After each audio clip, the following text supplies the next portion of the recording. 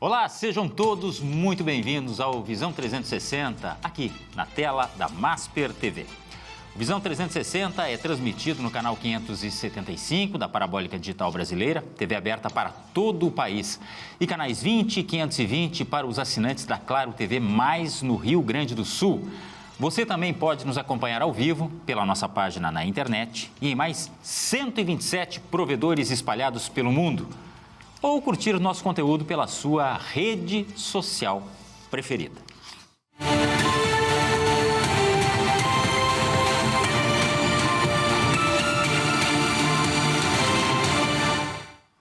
No Visão 360 de hoje, análise e bastidores da política. Por exemplo, o relatório final da CPMI, Comissão Parlamentar Mista de Inquérito, que investigou possíveis irregularidades no Instituto Nacional do Seguro Social, o INSS. Pois esta comissão encerrou os trabalhos de forma inconclusiva, o relatório não foi aprovado, após o Supremo Tribunal Federal decidir também derrubar a prorrogação da comissão. E ainda vamos falar sobre as articulações em torno dos projetos em pauta na Assembleia Legislativa, aqui no Rio Grande do Sul. Para falarmos destes assuntos e outros temas que surgirem, por que não? O 360 recebe hoje o deputado Gustavo Vitorino, mais uma vez, muito obrigado por sua presença. A honra é toda minha, Glauco, muito obrigado pela oportunidade. A gente conversar um pouco sobre política, sobre economia, sobre o que está acontecendo de resto no nosso estado e no nosso país. Obrigado pela oportunidade. Nós que agradecemos, sempre portas abertas para opiniões inteligentes e, por que não, divergências também. Este é um espaço para debater ideias e para propor. Mas antes, notícias do dia.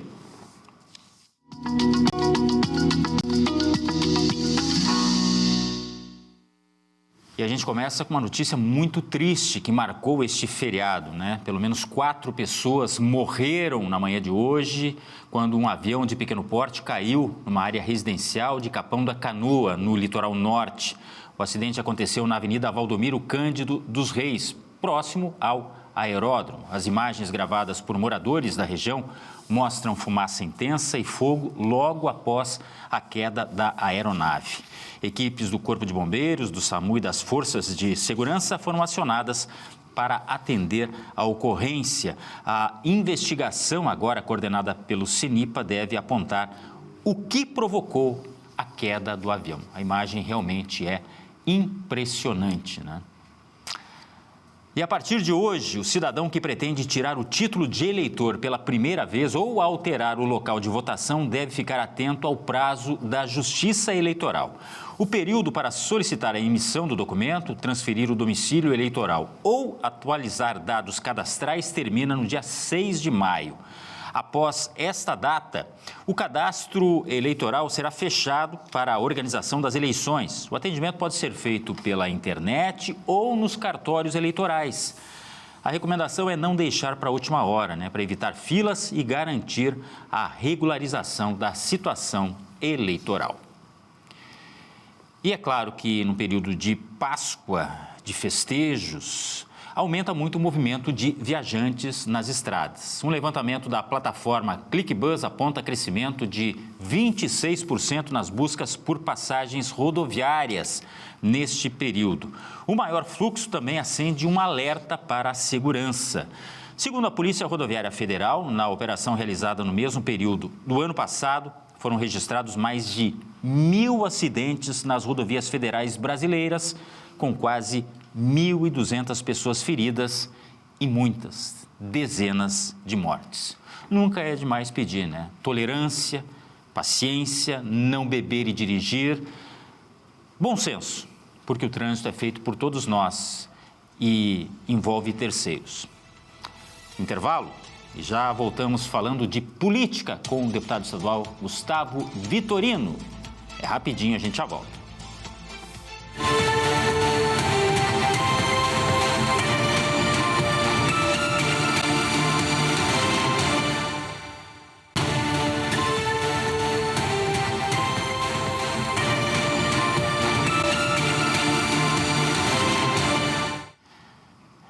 Visão 360 de volta e o nosso assunto é política, análise opinião e projetos que estão tramitando aqui na Assembleia Legislativa do Rio Grande do Sul. Nosso convidado, o deputado Gustavo Vitorino, mais uma vez, muito obrigado por estar aqui com a gente. E eu começo falando sobre a tal CPMI, a Comissão Parlamentar Mista de Inquérito sobre o INSS, que envolve Banco Master, que envolve políticos, que envolve juízes, que envolve um monte de coisa e 7 meses de investigação que eu me arrisco a dizer que acabou quase em nada. Ou pelo menos até agora, porque existe um movimento para que ela continue de outra forma, inclusive informando policiais da Polícia Federal sobre o que já foi colhido sobre esta investigação, porque alguma coisa tem que dar. Mas o relatório, ele acabou sendo não aprovado, né? Ele não foi aprovado e tudo que foi investigado, por enquanto, está só no papel. Qual é a sua opinião?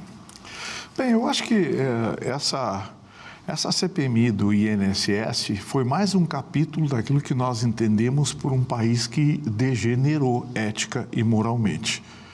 A corrupção tomou conta do Brasil e nós temos que levar isso em consideração por todos os sinais, as provas e as evidências que vêm todos os dias saltando aos nossos olhos pelos veículos de comunicação, sejam quais forem. Não dá mais para a gente buscar subterfúgios jurídicos para muitas vezes fugir de evidências das quais não tem como você evitar. Então, a CPMI, como é que ela terminou? Terminou de forma melancólica, porque a gente sabe que a base do governo era a maioria e eles aprovariam e desaprovariam qualquer coisa. Como o relatório indiciava muita gente do governo, houve aquela gritaria e a gente viu que ele foi recusado exatamente porque o governo não quer que os nomes surjam. Vamos lembrar que está o filho do Lula, o irmão do Lula está envolvido. Tem confusão ali para todo lado, tem mais gente da família do Lula lá, nora, enfim. Então, assim, e quando começou a chegar perto também dos palácios, e não é só o Palácio do Planalto, existem outros palácios lá que a CPMI começou a chegar perto, a gente viu que eles iriam fazer exatamente a mesma coisa que fizeram, por exemplo, com a Lava Jato. Quando o Gilmar Mendes, há alguns anos atrás, começou a fazer gritaria contra a Lava Jato, eu disse nos veículos que eu tenho espaço, eu disse, olha, está chegando na Suprema Corte. A Lava Jato está chegando perto. Quando começa a chegar perto, você viu o que foi feito. Gilmar Mendes destruíram a Lava Jato com decisões absurdas.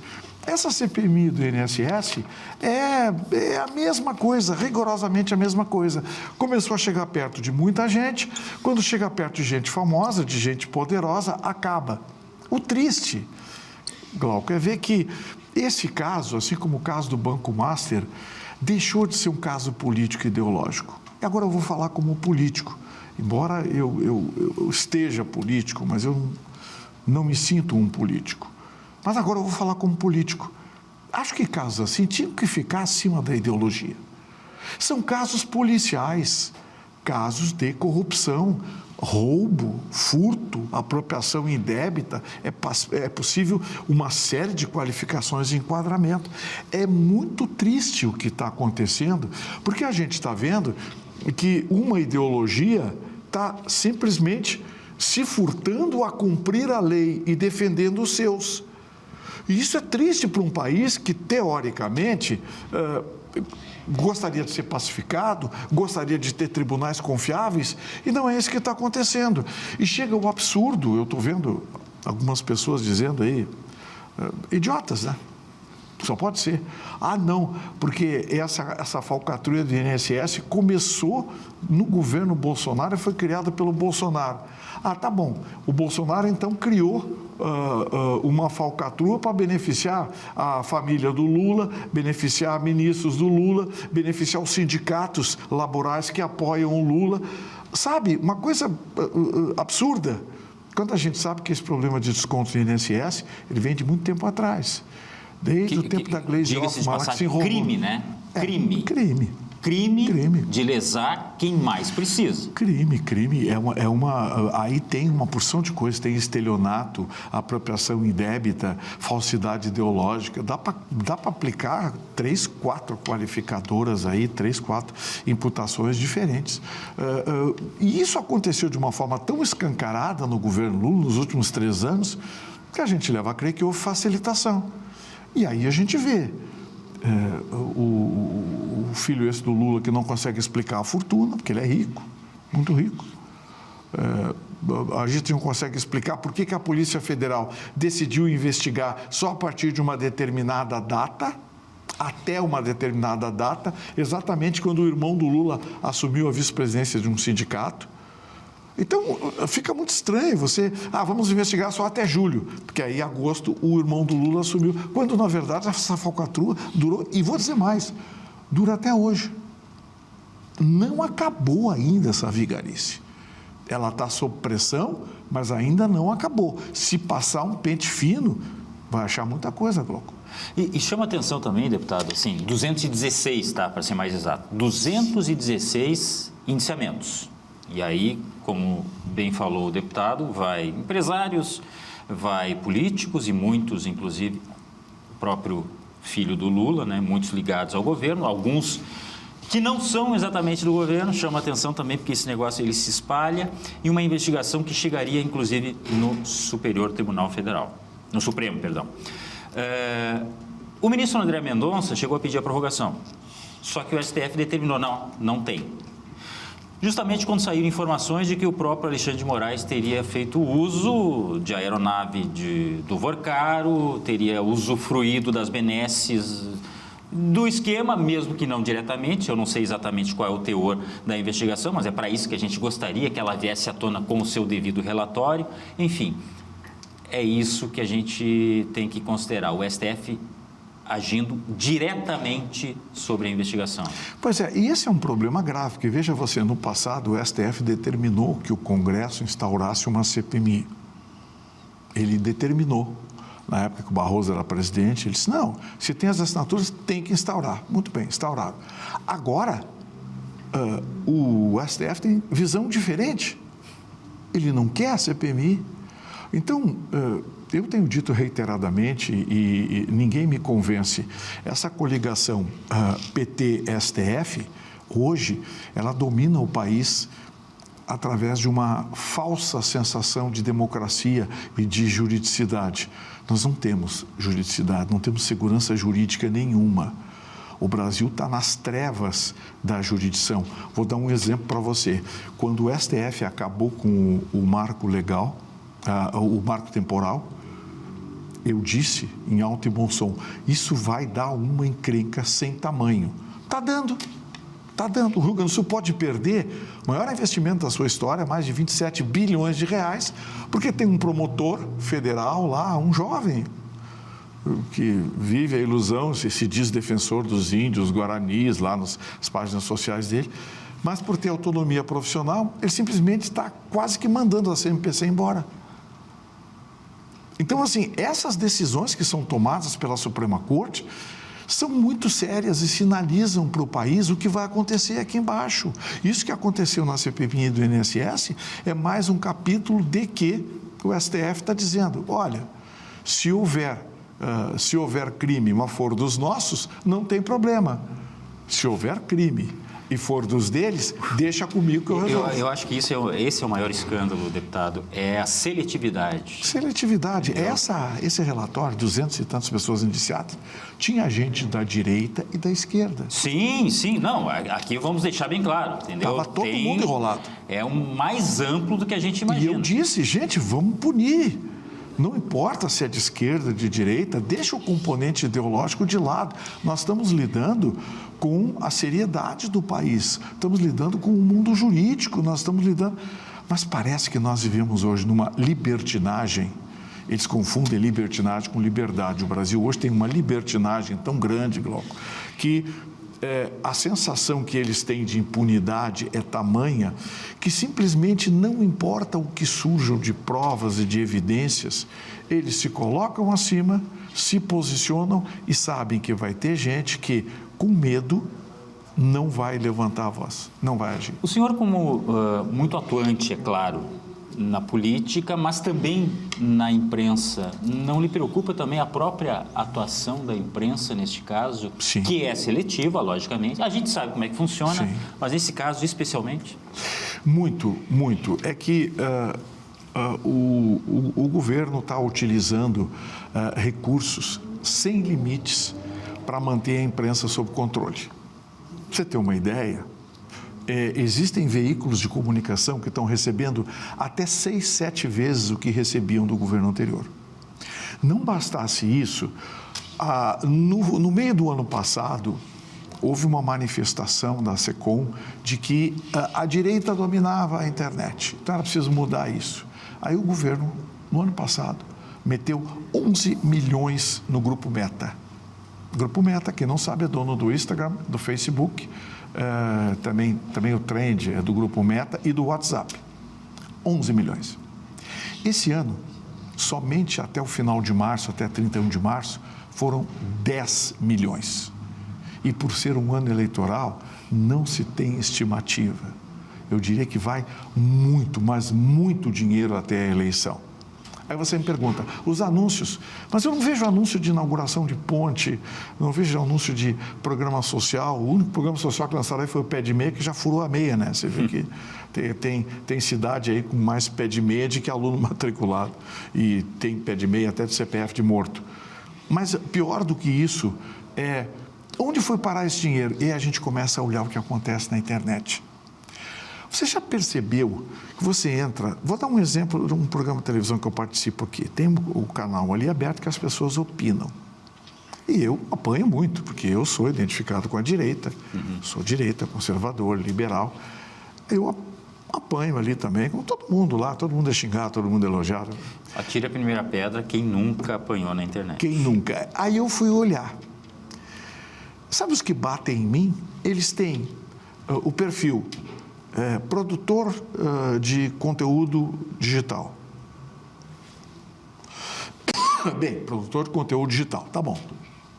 Vamos olhar quem é o cidadão. Perfil fechado. Seguidores, 11. Seguindo, 1.817 pessoas.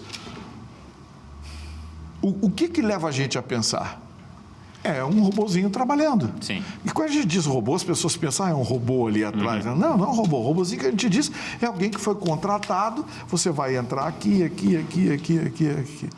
E dia desses, a SECOM mandou por engano uma mensagem para um jornalista e caiu para um colega nosso. Ele mostrou aqui, sabe, entrou por engano. Mensagem da SECOM orientando a militância como atacar e quem atacar. Então, essa semana vamos bater forte no Nicolas. Fala que o Nicolas andou no avião do Vorcar. Olha, a gente já sabe que o avião não tinha nada a ver com o Vorcar. É de uma empresa que o Vorcar tinha uma participação percentual, mas não tinha nada a ver com... E isso foi há 5, 6 anos atrás. Vamos bater no Nicolas. Item 2, vamos dizer que esse negócio de INSS começou com o Bolsonaro.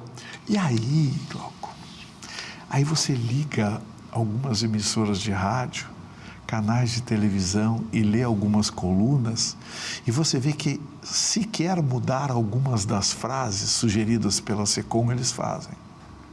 Tudo igual. Tudo igual. Então, assim, eles estão comprando veículos de comunicação, estão comprando consciências de jornalistas e o mais triste de tudo é o seguinte, pode não acreditar, mas tem jornalista com consciência. Ah, não! Eles se deram conta do que aconteceu, claro. Glauco, e agora eles estão dando um passo atrás, mas eles não podem se voltar porque ou garante uma rendinha ou tem a esperança de voltar a ter uma rendinha de novo por fora. Aí eles começaram agora a defender o tal de centro democrático, que é uma vigarice política. Não tem centro democrático. Você é de direita ou de esquerda, moderado ou extremado. Mas centro democrático, na minha opinião, é a forma de você se tornar oportunista em relação a conceitos polêmicos. Você quer pegar o melhor da direita e o melhor da esquerda e se apropriar. Você quer evitar o pior da direita e o pior da esquerda e dizer que não, você é do centro democrático. Só tem o bônus. O ônus não. Só o bônus, o ônus não. Você não precisa ser bolsonarista para ser de direita. Você não precisa ser lulista ou petista para ser de esquerda. Mas o tal centro democrático, ele evita o risco. Ele navega em águas serenas. Na primeira marola, ele encosta o barco. Então, esses jornalistas, entre aspas, arrependidos, estão agora aderindo a esse conceito de o Brasil tem... Então, quando alguém vem com aquele papo assim, temos que fugir da polarização. Como assim? Historicamente, todos os países são polarizados, direita e esquerda. O tal centro democrático são a esquerda moderada e a direita moderada, mas esquerda e direita. Aí vieram com esse tal de centro democrático agora. Eu já li um artigo no Estadão, saiu na Folha também, veículos notadamente identificados com a esquerda. E esses dias vi um editorial num programa da Globo News. Fiquei pensando, eu digo, o que está acontecendo? O que está acontecendo? Aí eu vi o discurso do Eduardo Leite na tentativa de... Não, porque eu represento o centro democrático. Eu digo, está aí. Não é nem direita nem esquerda. É alguém que quer, de forma oportunista, se apropriar do que há de bom de um lado e do outro. E evitar o que há de ruim. Deixa eu aproveitar, então. Eu sei que tem pouco tempo antes do intervalo, mas o senhor com poder de síntese... Eu falo muito, desculpe. Não, é que eu tenho uma curiosidade. O senhor votaria em Eduardo Leite se ele fosse candidato a... Não. Presidente? Não. Nem pensar? Nem pensar. Não, eu abro o meu voto já. Eu acho que sou o único político que é linear. Mesmo antes de ser político, eu já era linear, como radialista, como jornalista, como comunicador. Eu, 3, 4 meses antes da eleição, já abria meu voto. Vou votar no fulano por causa disso, ciclano por causa disso. Posso abrir meu voto para você aqui. Eu vou votar no tenente-coronel Luciano Zucco, aqui no Rio Grande do Sul, porque está na hora do Rio Grande do Sul ter um governador de direita. Chega, né? De esquerda. Chega, seja esquerda moderada, seja esquerda extremada, chega de esquerda. Eles tiraram o nosso protagonismo. O senhor considera que o Leite era mais de esquerda? O Eduardo Leite? Não, o Eduardo Leite tenta ser esse centro que, na verdade, não é centro político, é centro oportunista, né? O que é bom, eu apoio. O que é ruim, não, eu sou... Então, assim, eu aqui vou votar no Luciano Zucco, a presidência da República, vou votar no Flávio Bolsonaro. Os meus senadores são o Marcel Van Hatten e o Sanderson. Deputado estadual, eu ainda estou pensando que eu estou montando as dobradinhas, porque eu sou pré-candidato a deputado federal. E se eu conseguir passar na convenção do partido, claro que eu vou votar em mim. Bom, é o mínimo que se espera, né, deputado? Mas eu quero deixar algumas coisas para a gente conversar no próximo bloco e algumas opiniões, logicamente, como já vêm sendo dadas, e eu queria muito saber a sua opinião sobre uma possível delação, por exemplo, do Vorcaro. Se é viável, se, na sua opinião, é possível e é crível. E é de se confiar o que possa sair de uma delação de Vorcaro. E segure aí. Eu quero saber também de projetos na Assembleia. Vamos olhar um pouco para o nosso lado aqui, já que estamos começando o ano, dá para dizer assim, né? O ano legislativo, na verdade, começou agora. Eu quero saber o que está acontecendo na Assembleia. Pode ser? Então, a gente já volta aqui no Visão 360 com o deputado Gustavo Vitorino. É rapidinho.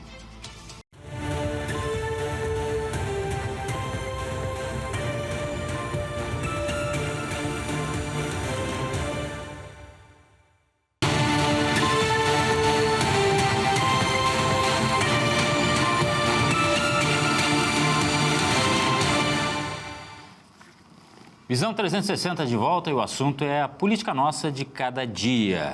E a cada dia tem uma surpresa. Estamos recebendo o deputado estadual Gustavo Vitorino.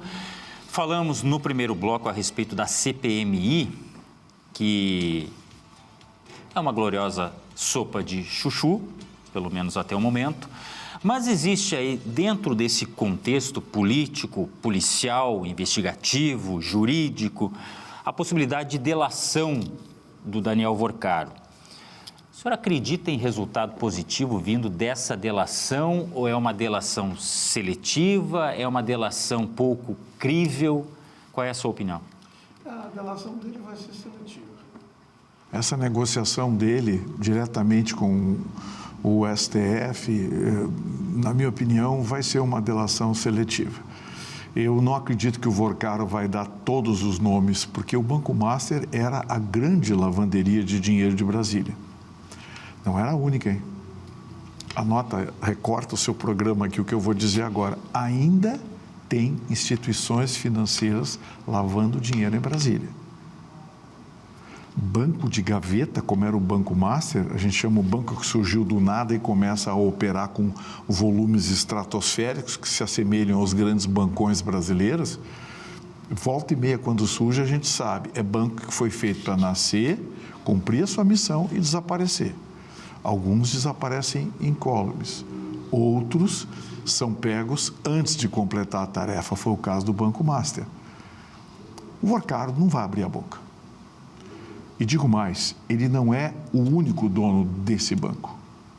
Existem denúncias de que tem pelo menos mais 2 donos, que embora não façam parte da documentação, são 2 pessoas que teriam colocado o Vorcaro nas grandes rodas e financiado. 2 nomes muito fortes do Estado de São Paulo. Essa história de que PCC estaria envolvido, por enquanto, me parece muito mais aquelas fantasias de uma noite de verão. Porque você sabe, surge muita fantasia de noite de verão quando tem casos polêmicos assim. Mas eu acho que o Vorcaro, ele está negociando uma saída honrosa, tipo o Mauro Cid. O Mauro Cid foi ameaçado na frente das câmeras. O Alexandre de Moraes diz, ou o senhor fala aqui o que eu quero, ou então vou prender o senhor, seu pai, sua família, vou prender todo mundo. Gente, isso é um crime que foi cometido em frente às câmeras. E o depoimento do Mauro Cid acabou valendo, porque ele pensou, caramba, vão destruir a minha e a minha família, vou dizer o que eles querem. Tem até uma gravação na internet aí que ele, numa ligação telefônica, diz, não, eu vou falar o que eles querem, senão eles vão arrebentar comigo. Mauro Cid hoje está solto, livre, leve, solto, com passaporte no bolso e tudo. O Vorcaro deve estar negociando, olha, eu quero a mesma coisa do Mauro Cid. Eu quero a mesma coisa. Vocês escolhem quem é que eu tenho que denunciar e vocês me dão as mesmas regalias do Mauro Cid. Eu acho que a diferença reside aí no fato de ser muito pulverizado o público que corre risco. É que, assim, vamos lá, ministros do Lula receberam dinheiro por contratos absolutamente nebulosos. Eu já nem vou falar do contrato da mulher do Alexandre de Moraes, que aquilo não existe. Porque um contrato como aquele não existe. A senhora Viviane é uma advogada, tem um escritório com os filhos, tudo, mas não é alguém que tenha um histórico jurídico, alguém que tenha, sabe, para merecer um salário daquele. Então, aquilo ali já é uma irregularidade. Aquilo ali já é um indicativo, na pior das hipóteses, o indicativo de comprometimento ético e moral. Tem outros, por exemplo, o Lewandowski recebeu dinheiro do Master. Muita gente recebeu, da direita também. Também teve gente da direita envolvida. E essa é, Glauco, a grande diferença que nós temos nos conceitos ideológicos. O direitista aponta para outro direitista quando ele erra. Eu não quero saber se é da direita ou da esquerda, eu quero todos que se envolveram nesse crime que sejam presos. Ao contrário do que acontece com a esquerda. Olha a rede de proteção que a esquerda monta para os seus. E digo mais, você tem visto, como jornalista, você acompanha as notícias nas suas vísceras. Você tem visto algum parlamentar da esquerda ser processado, ser condenado nos últimos anos? Eu digo, réus confessos. O rapaz da rachadinha lá de Minas Gerais, lá, que ele tinha rachadinha, tudo, mas ele fez um acordo, devolveu meia dúzia de merréis lá. No entanto, eu posso enumerar para você dezenas de parlamentares dos estados, parlamentares federais de direita, que perderam mandato, foram presos, tiveram patrimônio bloqueado. Isso é sinônimo de perseguição? Isso na minha opinião, isso é uma tendência da atual composição do STF.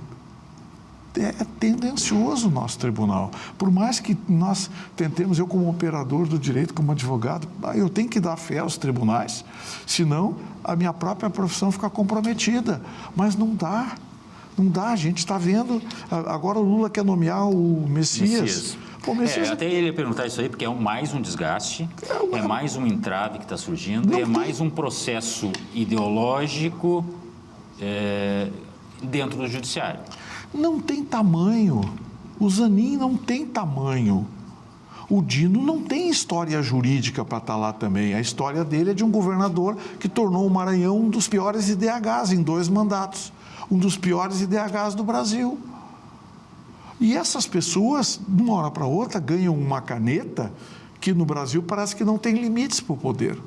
Olha as indicações do Lula: Flávio Dino, Zanin e agora o Messias. E cada vez mais jovens, porque ele quer manter por 20, 30 anos. Ele sabe que não vai estar aqui, mas é uma maneira de manter a esquerda com decisões do STF que virão de qualquer jeito. A gente viu aí o que vem acontecendo nos últimos tempos.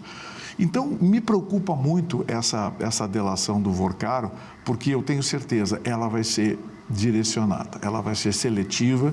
A exemplo, por exemplo, do que faz o Flávio Dino. Vou acompanhar as emendas. Que maravilha. Pô, todo mundo aplaudiu. Eu aplaudi. Vamos acompanhar o uso irregular das emendas. Você já viu que só quem é intimado e processado até agora é parlamentar de direita? Ele mesmo, Flávio Dino, fez parte de um consórcio que pagou 50 milhões adiantado por respiradores que nunca foram entregues. E ficou por isso. Hoje, ministro da Suprema Corte. Então, quando eu digo com muita tristeza, com muita dor no peito, eu digo, hoje nós não temos no Brasil justiça, porque mesmo primeira e segunda instância tentando fazer justiça, quando o recurso sobe para Brasília, a gente já sabe o que esperar das decisões. Depende de quem está de um lado e de outro. Bueno, deputado Gustavo Vitorino, a gente precisa falar sobre a nossa casa. Quando eu digo a nossa casa, o nosso Estado. O que está acontecendo na Assembleia Legislativa? O ano começou agora.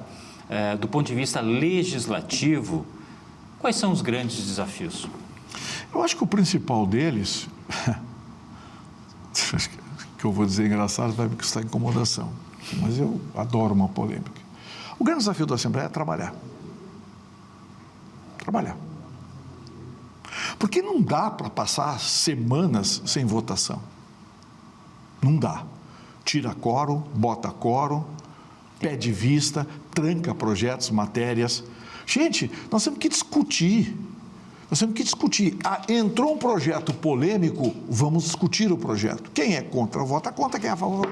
Aí vem aquele discurso de político raposa, né? Não, porque é preciso avaliar, é preciso estudar o caso. Para! Cada parlamentar lá tem 12, 13 assessores. Pô, senta do lado de um, me explica aqui, doutor, o senhor olhou, tá, o que é esse aqui, o que é a vírgula aqui, o que... E o parlamentar avalia as repercussões políticas. Qualquer parlamentar, em 2, 3 dias, tem condição de se sentir apto a votar qualquer matéria. Mas, vou dar um exemplo. O deputado Rodrigo Lorenzoni é autor de um projeto que acaba com aquela taxa de CRLV, que hoje é R$104. Sim, da expedição do documento. Isso, um documento que não é expedido mais, há mais de 2 anos. Em 2023, o deputado Rodrigo Lorenzoni apresentou esse projeto. Esse projeto só andou quando o deputado Rodrigo disse: olha, Vitorino, eu vou pedir a devolução, porque a base do governo sentou em cima. Não vou dar nome aqui para não... Mas a base do governo sentou em cima, por ordem do Palácio Piratini. Sentou em cima e não deixa andar na Comissão de Constituição e Justiça. Está parado lá há quase 2 anos. Eu digo, pede a devolução que eu vou pedir a relatoria. Aí pediu a devolução, foi devolvido e eu tomei cuidado com a grade. Quando a grade chegou em mim, eu pedi a relatoria da matéria. Entreguei o relatório em 24 horas.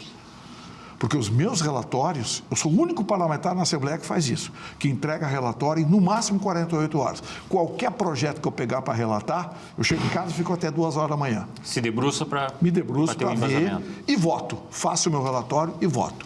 Qualquer projeto. seja da direita, da esquerda, de onde for. Eu sou o único parlamentar que faz isso. Mas entreguei. Aí entrou na fila de votação, aí tem que pedir preferência, tem que não sei o quê, tem que não sei o quê. Passados quase 3 anos, nós não votamos a extinção de uma taxa vagabunda de R$104 que inferniza os motoristas. Porque simplesmente a base do governo, e não se sabe por quê, quer dizer, a gente sabe qual é o motivo, né? Não deixa andar. Não deixa andar. E nós estamos falando de algo que se repete, não deve ser caso isolado. Não. Tem dezenas de projetos que tem gente sentada em cima. Tem projetos meus, eu tenho mais... Mas estamos falando especificamente porque é um ano eleitoral ou não? Não, isso vem acontecendo desde o início do mandato. Porque eu sou... O deputado Frederico Antunes lá brinca comigo, ele era o presidente da CCJ, ele sempre brincava comigo, bom, vamos à votação de mais um projeto do nosso iluminado deputado Gustavo Vitorino. Mas o que acontece, Glauco? Eu sento no computador e eu discuto, eu tenho uma assessora, a doutora Luciane Rasch, que é jurista, que já foi secretária estadual, secretária municipal, pessoa que tem experiência, eu sento com ela, mas isso aqui, esse artigo, pronto, faço projeto. Eu tenho 142 projetos de lei, é recorde histórico na Assembleia Legislativa. Nenhum parlamentar em 3 anos de mandato acumulou 142 projetos de lei. Não tem nenhum com nome de rodovia, dia disso, dia daquilo, festa do não sei o quê, não tem nenhum. É saúde, educação e segurança, 142 projetos. Muitos já viraram lei, alguns com repercussão nacional, inclusive, mas eu queria ter aprovado pelo menos metade disso, pelo menos 71. Tem muita coisa na fila? Não cheguei nem perto. Nem perto? Nem perto. Tem gente sentada em cima de projeto meu há 3 anos, porque desagrada A, porque B não gosta, porque o Palácio Piratini, esse projeto, isso pode... Quer ver uma coisa? Vou dar uma demonstração para vocês de um negócio pequeno, porque eu faço projetos muitas vezes tópicos, né? Eu criei um projeto que eu quero que se chame Lei Sargento Fabiano. Sargento Fabiano foi aquele sargento que foi morto lá em Caxias, aquele roubo. O que me trouxe? Eu vi imagens na televisão do enterro do Sargento Fabiano e vi a viúva dele abraçada nas 2 crianças pequenas. A imagem... Chocante. Eu pensei, eu digo, o que vai ser dessas crianças?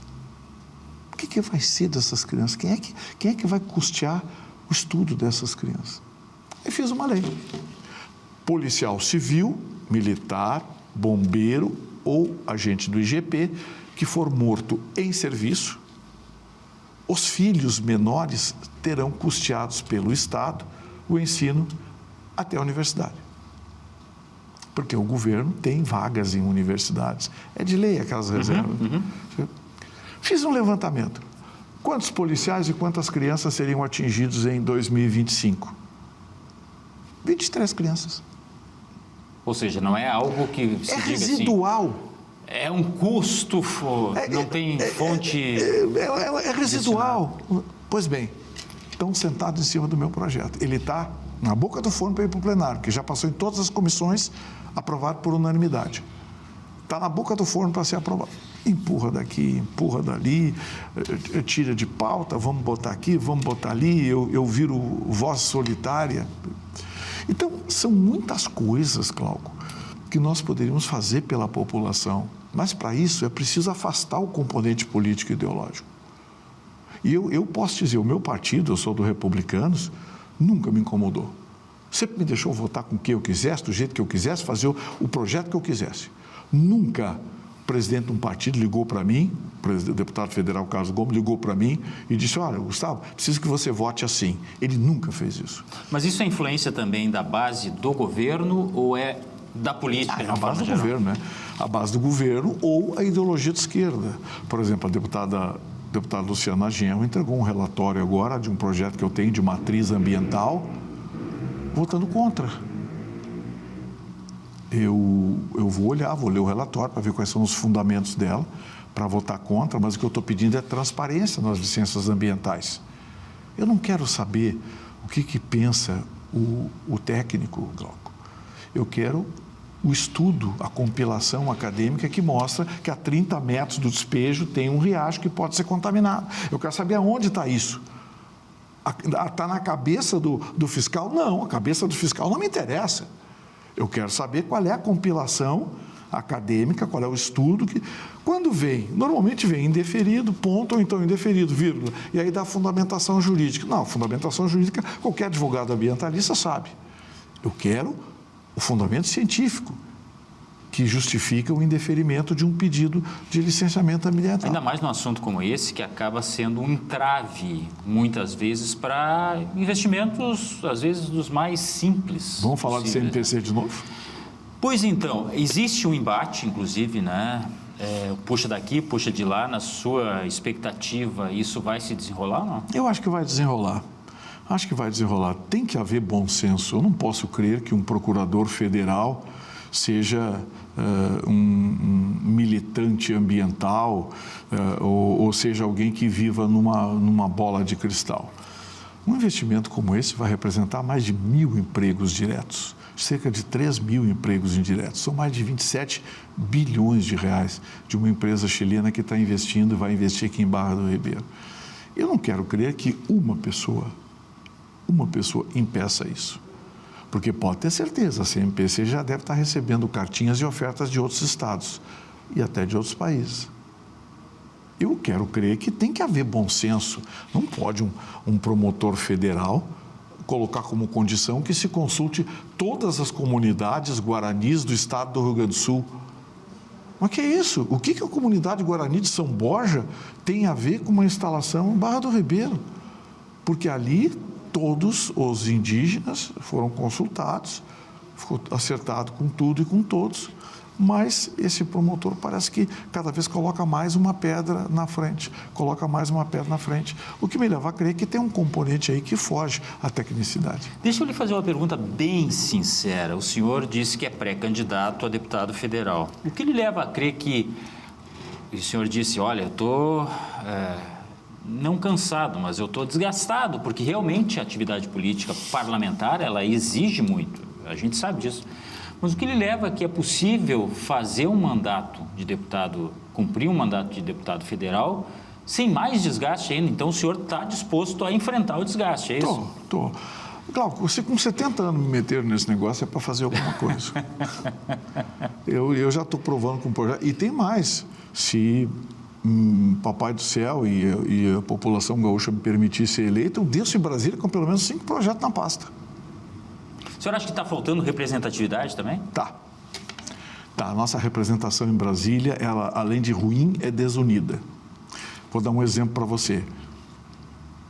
Se você tem um problema no estado de Pernambuco e precisa de uma conscientização em torno de um determinado projeto para auxiliar o estado de Pernambuco, a esquerda, a direita, o centro democrático, todo mundo vota junto, todos os parlamentares pernambucanos votam juntos. O mesmo acontece no Piauí, no Ceará, no Maranhão, na Bahia.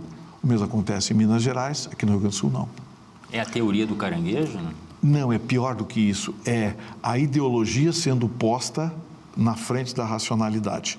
Quando as águas tomaram conta do Rio Grande do Sul e nós vivemos aquela tragédia, o governo federal apresentou uma proposta de prorrogar por 3 anos a dívida, não cobrando juros, só atualização monetária. O deputado Marcel Van Hatten apresentou uma emenda, mas espera aí, por que não perdoar esses 3 anos a dívida? Você sabia que todos os parlamentares da esquerda do Rio Grande do Sul votaram contra o projeto dele? Você sabia que a securitização estava pronta para ser votada no Senado e o senador Paulo Paim se posicionou contra, sabendo que a securitização é decisiva para os gaúchos? Então, assim, esse é um problema grave que nós enfrentamos. A nossa representação, ela se ideologizou de tal forma que nós não temos mais, unidade nenhuma em torno do Estado. São só projetos políticos. Estou tentando lembrar aqui, foi o o suplente do senador Heinz, que estava nessa votação, que me falou que teve a votação importante lá, que beneficiaria o Estado do Rio Grande do Sul, mas a esquerda era contra, porque beneficiaria o Estado do Rio Grande do Sul. E o senador Paulo Paim se posicionou contra. Então, é isso que nós temos que mudar. A gente hoje entende por que as 4 maiores economias do país são os 4 estados com maior dívida com a União: São Paulo, Rio de Janeiro, Minas Gerais e Rio Grande do Sul. E estados como Maranhão, Piauí, não tem dívida. Maranhão recebe 5 vezes aquilo que arrecada. Piauí é a mesma coisa. Nós recebemos menos de 1/3 do que arrecadamos. Então, essa vai ser uma das minhas lutas em Brasília. Nós temos que rever o Pacto Federativo. Eu não quero tirar nada de ninguém, mas não me tirem a possibilidade de me desenvolver, de crescer. E nós precisamos disso hoje. Justiça fiscal, Pacto Federativo, é muita coisa discutida, mas muita teoria e pouca prática. O senhor teria trabalho, né? Vai dar trabalho, porque eu já sei que vão me chamar de xenófobo, o Nordeste todo vai se virar contra mim, e nós somos hoje administrados pelo Nordeste, né? Aquela fragmentação de pequenos estados lá dá ao Norte e Nordeste um poder, domínio completo sobre o Brasil. Número de senadores, o número de deputados federais. Então, hoje, para aprovar qualquer coisa, você precisa agradar nordestinos e nortistas, senão você não aprova. E isso depende muito do que acontecer no Planalto? Porque uma nós situação... temos a eleição antes, né? Tem a eleição antes. Essa situação pode mudar muito o perfil, mas anotem, se o Flávio Bolsonaro for eleito, ele não vai modificar o Brasil do dia para a noite. Porque o sistema está muito enraizado. O pai dele era muito mais forte, o pai dele politicamente tinha muito mais densidade e não conseguiu. Olha o que fizeram com o pai dele, massacraram o pai dele. O pai dele destruíram a vida política, a vida financeira, destruíram a vida de Jair Bolsonaro. E o Flávio Bolsonaro sabe disso e sabe que ele não tem a força do pai. Então, eu não acredito que ele vai entrar literalmente chutando o balde, porque se chutar o balde, vão chutar ele. Porque também a composição das casas legislativas serão decisivas para quem vencer a eleição. Hoje, que eu vou dizer para você, chocantes também, mas hoje, quem garante o STF com essa composição e militando desse jeito é o Kassab. O Kassab tem 11 senadores. Para mudar esse cenário e caçar um ministro para dar um recado, precisariam apenas mais 6 votos. E todos os senadores do Kassab votam com o Lula, votam com o STF. Hoje, o divisor de águas é o Kassab. Mas o representante dele tem um discurso diferente, me parece, na teoria. O Caiado tem o discurso... Essa é uma habilidade que o Kassab tem, né? Ele se diz centro-democrático.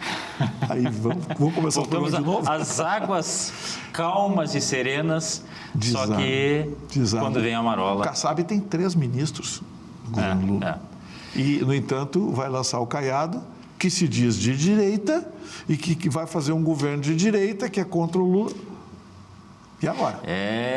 O xadrez político, ele às vezes se mistura com o truco, que tem aquelas enganadinhas que são fáceis da pessoa cair no jogo.